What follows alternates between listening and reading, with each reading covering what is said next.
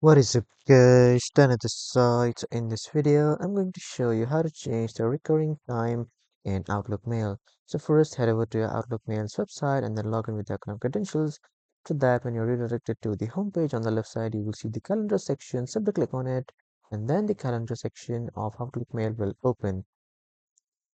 When you are here at the calendars page at the top, you will see the filters option. Simply click on it and then here in the recurrence section, click on the arrow button. And if you want to recur the series, you can just simply uncheck the whole series, or if you want to recur a single meeting, you can uncheck the single meeting. And after that, you just simply need to head over to meetings. And after that, you need to click on unselect all. After that, click on arrow again and then click on the send button. You can only change the data of the recurring meeting that you have sent. So this is how you can change the timings of your recurring meetings in Outlook Mail. That was all for this video, everyone. Thank you for watching.